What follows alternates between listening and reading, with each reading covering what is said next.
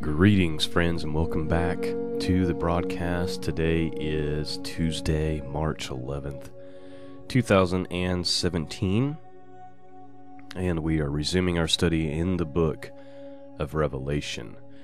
And we're ready for chapter 14 today. It's a short chapter, so I'm going to read it, and then we'll do the walkthrough after I read it.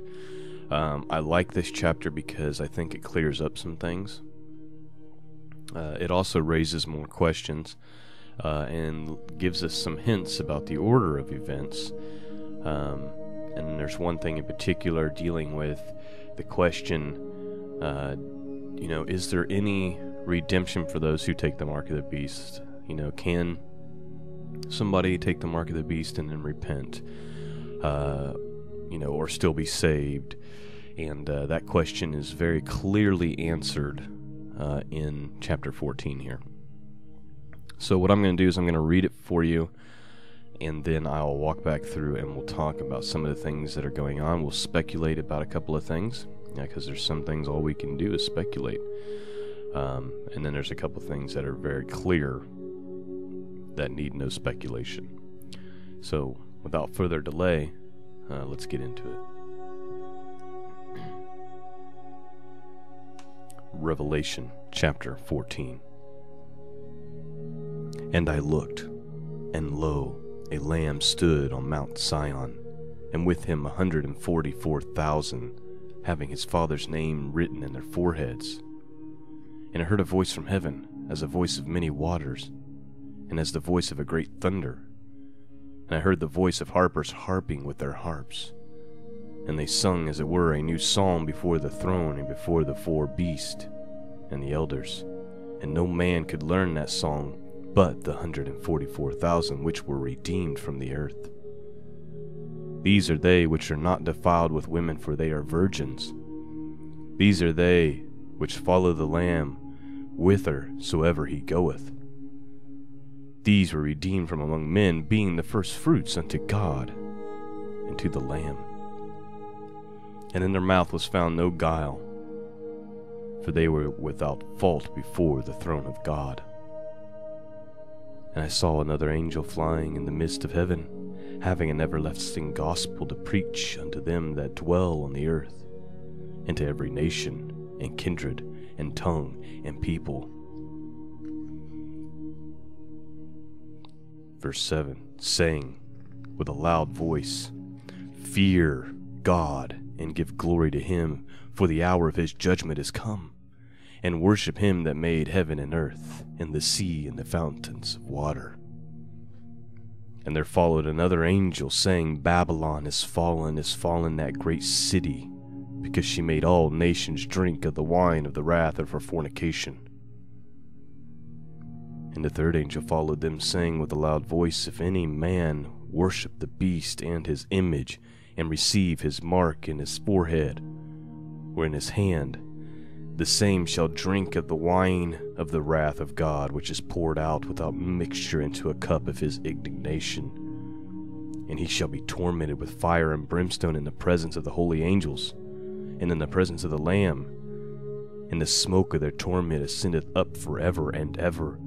They have no rest day or night, who worship the beast and his image, and whosoever receiveth the mark of his name. Here is the patience of the saints. Here are they that keep the commandments of God and the faith of Jesus. And I heard a voice from heaven saying unto me, Right blessed are the dead which die in the Lord from henceforth.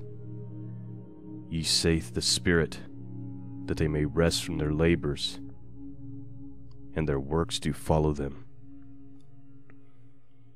And I looked, and behold, a white cloud. Upon a cloud sat like unto the Son of Man, having his head a golden crown, and in his hand a sharp sickle.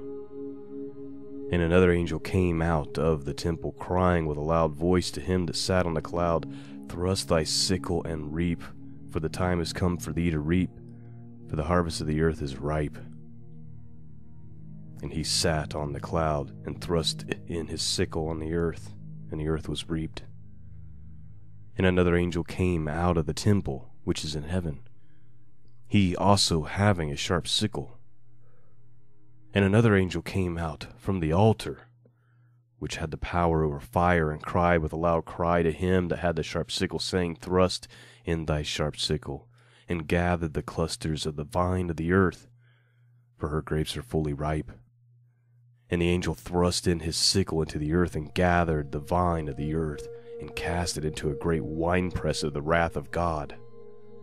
And the winepress was trodden without the city, and the blood came out of the winepress even to the horse bridles, by the space of 1,600 furlongs. And that is chapter 14 in the book of Revelation. So now let's walk through some of this. Alright, so it begins with talking about the 144,000 again, which we saw in chapter 7. And, I have a feeling that chapter 14 is talking about, the beginning of the tribulation. And I think it's giving us more details about it, because in chapter 6 we have the Lamb appearing, and all the people of the world hiding, because the day of his wrath has come, and who can stand? Hide us from the face of the Lamb.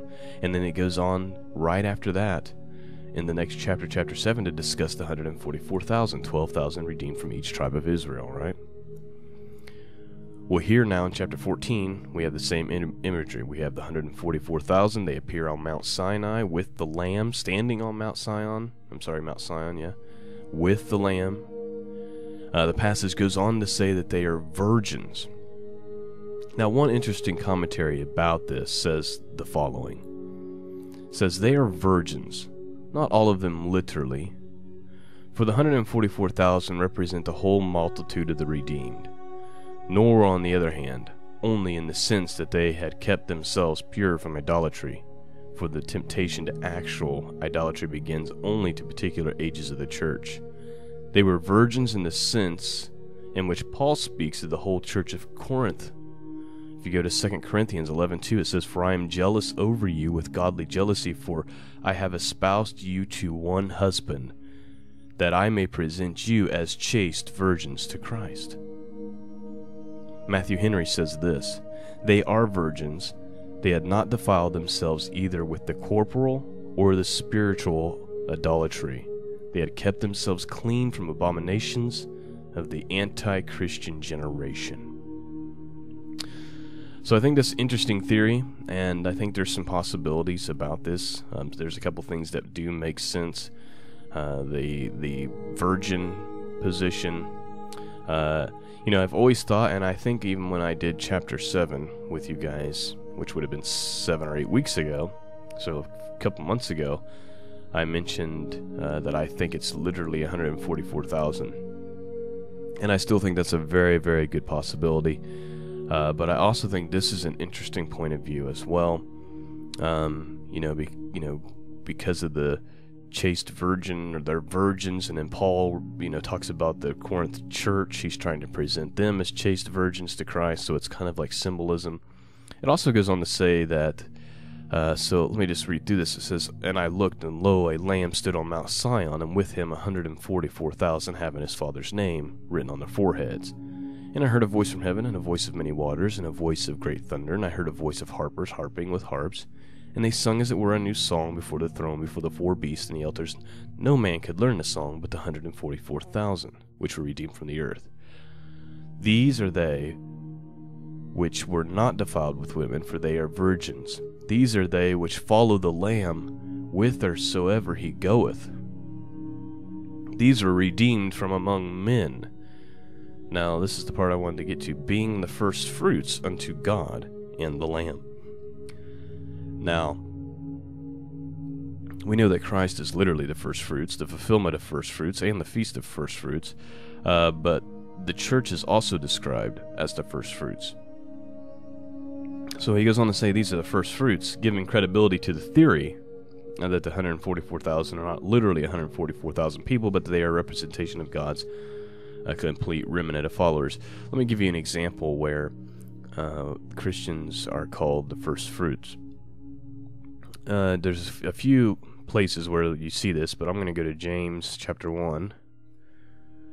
And if you go to verse 18, it says, "Of his own begot he us with the word of truth, that we should be a kind of first fruits of his creatures." And then there's a couple places in Romans and other places where Paul makes a similar statement. So I just thought I would present you with that theory, because I think it could be literally 144,000, literally 12,000 people from each tribe. Or it could be symbolic, representing, the church, the people who are redeemed from the earth.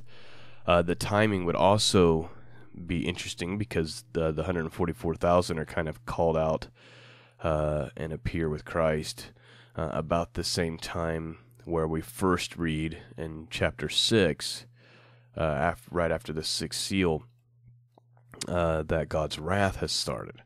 So there's a lot of good reasons why both theories, I think, work. And so I wanted to present you with that one. Now, we have 3 angels flying through the air, and they're each proclaiming something different. So let's start with this. So the first angel, "And I saw an angel fly in the midst of heaven, having an everlasting gospel, to preach unto them that dwell on the earth, to every nation, every kindred, and every tongue, and every people, saying with a loud voice, Fear God, and give glory to him, for the hour of his judgment is come." Again, this is why I think chapter 14 is just it's just more details about what's taking place near the beginning of the tribulation. Because if we go back again to chapter 6, it says, "The wrath of the Lamb has come, and who is able to stand?" Here we have an angel saying similar things, "For the hour of his judgment has come." Another theory that you've probably heard me put forth is that I believe Babylon gets destroyed near the beginning of everything. And here we have the next angel then there followed another angel saying, "Babylon is fallen, that great city, because she has made all nations drink of the wine of the wrath of her fornication." So, this kind of lends credibility to that as well. Also, it's very clear that the mark of the beast is something that's implemented after Babylon is fallen. Because we have the angel saying, "Babylon is fallen, is fallen." Then the third angel goes through saying with a loud voice, "If any man worship the beast and his image, and receive his mark in his forehead or in his hand, the same shall drink of the wine of the wrath of God." So you have an angel flying through, proclaiming the gospel and warning that God's wrath is at hand. You have an angel also flying through saying, "Babylon's fallen, it's fallen, that city's gone." And then a third angel saying, "Do not take the mark of the beast." So I think that clears up some of the order of events. God's wrath comes, Babylon's destroyed, then the mark of the beast is implemented because we're being warned by this. And again, I believe this is taking place near the beginning. We're going to be talking a lot about Babylon once we get to 17 and 18, but I'll just tell you in advance, it's my personal opinion. There's several great theories of who Mystery Babylon is, and the one I believe is probably the most unpopular for obvious reasons, but I believe what fits the best. And I also have to say that Mystery Babylon, it's not just a city, it's not just a location, there's a spirit involved as well. It's a very complex thing. It's something that's existed forever, just manifesting in different ways. Again, I don't want to get into too much of it, but I'll just tell you this in advance so you can be chewing on this for the next few weeks.